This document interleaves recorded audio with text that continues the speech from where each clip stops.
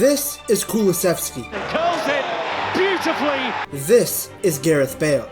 It is effortless. It is glorious. It's Gareth Bale again. This is Kulusevski. Kulusevski! And this is Gareth Bale again. Bale goes for goal and finds the bottom corner. It's hard to watch Kulusevski glide past players with ease and bang in goals with his left foot and not see the similarities with the Welshman. The Swede combines technical grace with strength and power.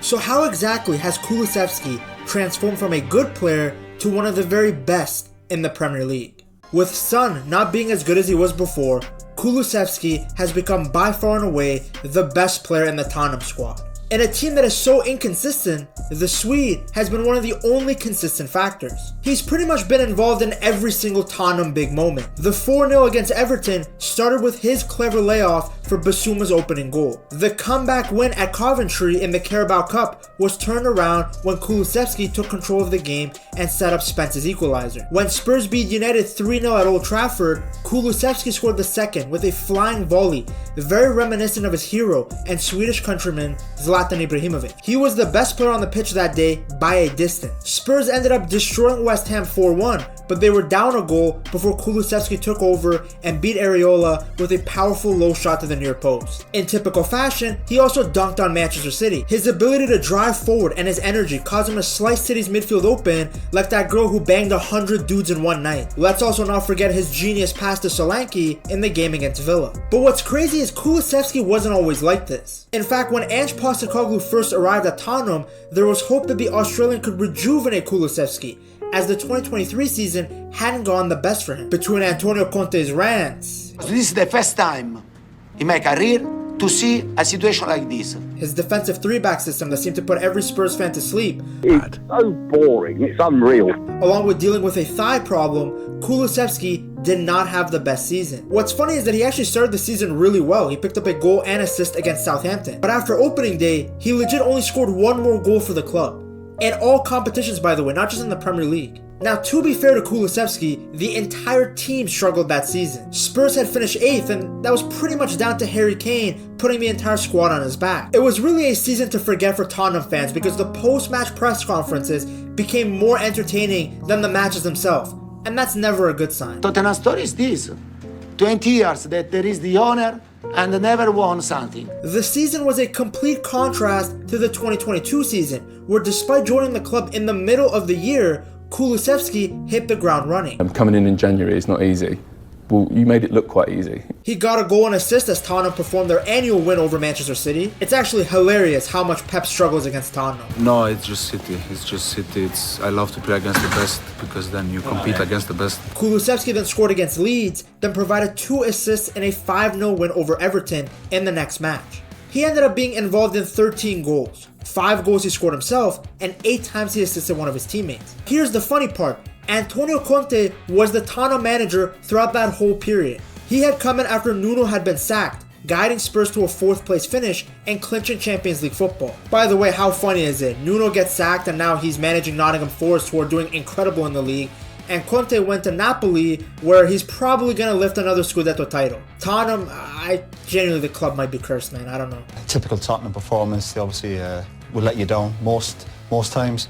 So back to what I was saying. While Conte did have one of the biggest crash outs I've ever seen in 2023, I don't think you can blame him too much for Kulusevski playing worse, because after all, where he was playing in 2022 was the exact same position he was playing in 2023. He had played the majority of the games as a right winger in that 3-back system. Now when Ange came in, he played Kulusevski in a similar role. Of course, Ange uses a 4-2-3-1 system and Conte was using a 3-4-2-1, but more or less Kulusevski was operating in the same pockets of space. His role hadn't really changed. His job was to grab the ball and run at defenders, and then when he attracted the attention, either beat the man in front of you or pick out the right pass to whoever's open. With Ange in charge, Kulusevski got 8 goals and 3 assists, which maybe doesn't look the best on paper, but considering Kane was no longer at the club and it was the first season under a new manager, it wasn't too bad. Certainly an upgrade over his dreadful performances in the previous campaign. And at least Tottenham were playing entertaining football. But I think in that season, Ange noticed that most of Kulusevski's best games came when he played centrally, not on the wing. His fantastic performance against City, where he picked up a goal and assist, Well, he was playing as an attacking midfielder in that match. Then just a few weeks later, Kulusevski was involved in both goals as Spurs beat Nottingham Forest. Once again, he was playing down the middle. Then in the last match day of the 2024 season, Kulusevski played up top and he picked up 2 goals against Sheffield. This is yet another reason why I see the Bale comparisons, because Bale, in his last years at Tottenham before he moved to Real Madrid, was also moved from being on the wing to playing more down the middle. Now, of course, I hope it goes without saying, I am not saying that Kulusevski is as good as 2013 Gareth Bale. That guy was a phenom. What I'm saying is the way that he plays, it reminds me of a slower Gareth Bale. What he lacks in Bale's speed, he makes up with power. He is so strong. It's impossible to bully this guy off the ball, and when he goes shoulder to shoulder with someone, he usually comes out as the winner. And when I say power, I don't just mean his physical strength. I'm also talking about his running power. He is very difficult to stop because he's relentless. He has the hunger to keep making forward runs, to continue working even when he doesn't have the ball. He just has a real capacity to be able to kind of run at a certain level consistently. His recovery rates are really elite. A quality that Bale possessed as well. Bale got it back, Adebayor alongside, Bale will score himself. Which is actually, I feel, becoming a rare trait nowadays. A lot of players want the ball always at their feet. They're not willing to make a run, or in a 90-minute match, they'll make 1 or 2 runs off the ball, and if they don't receive the pass, they stop making that run. Maybe a part of his relentless comes from the fact that, according to reports, he's obsessed with winning. He loves to read books and watch documentaries about winners in other fields, recently mentioning the duo of Michael Jordan and Kobe Bryant. When you say you sort of take it personally, what do you mean by that? It's just a personal thing, and everybody knows it that's close to me. And it became personal with me. Now you might be asking yourself, Ped, how do you know all of this information? Were you in Kulusevski's house? Were you watching him sleep? No, to one of those questions.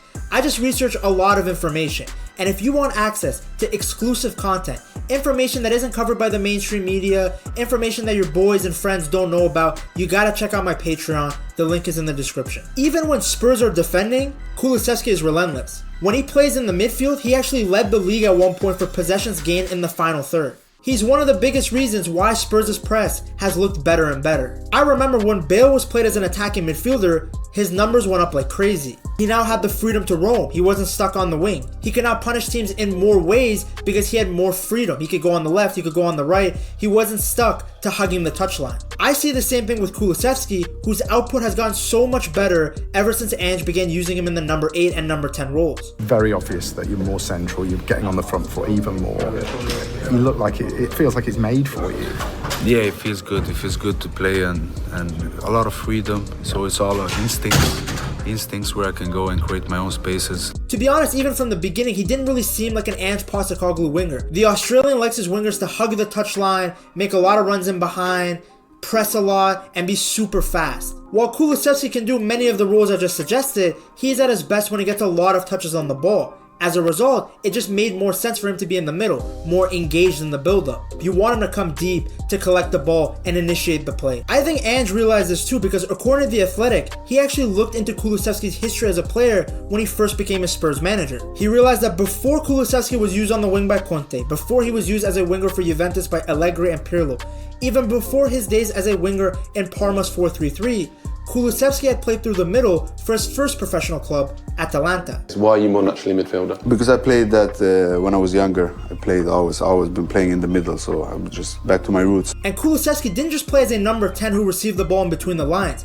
He actually played as a number 8, as a box-to-box midfielder. He was playing in a role where he drove the ball forward, but from deeper phases. Kulusevski's amazing ability on the ball, combined with his unlimited work engine, made him a perfectly suited player to play in the middle of the park. As seen from his pass against Coventry or the one to Solanke in the Villa game, he has the creativity to make things happen. Now, in his first season, Ange had used Kulusevski in the middle, but mainly because Maddison had become injured. This season, though, we've seen him play Kulusevski more down the middle even when Maddison was fit, because tactically, it honestly makes the team better. With Kulusevski in the middle, then Ange can play Brennan Johnson on the wing, who fits the traditional mold of a winger that the Australian is looking for. Now Tottenham have more pace on the wings while having one of their best technical players playing down the middle. According to The Athletic, Ange himself realized that Kulu's personality is that of a player who is constantly engaged in the game. So asking him to stay high and wide and occasionally touch the ball a few times here and there from a run and behind, it's a waste of his ability. Look at where he's creating chances now compared to the 2024 season. His drive and creativity in the middle of the park is one of the biggest reasons why Spurs have dominated some big matches. When you have a player that can carry the ball like Kulu, it just creates opportunities. Now the Swede can still play on the wing, but I think he's more suited to be a winger for a counterattack, terrace football playstyle like what Conte and Allegri like to play. But Ange likes to dominate possession, have control of matches. As a result, Kulusevski is better down the middle for that style of play. What are your opinions of Ange ball? No, it's so fun because it's something new. Like I think I never played in a team that's that offensive that we are. Combine the style with the fact that Kulusevski thrives when he feels like he has more responsibility, and you have a recipe for success. A player with a wonderful attitude and work rate. Someone who could be the future captain of the club. But unfortunately for Kulusevski, Tottenham have a history of letting down their best players. I genuinely think the club is cursed based on how inconsistent they are. To see the history of the Tottenham, as Giorgio Chiellini likes to say, but Tottenham is the history of the Tottenham. You gotta check out this video right here.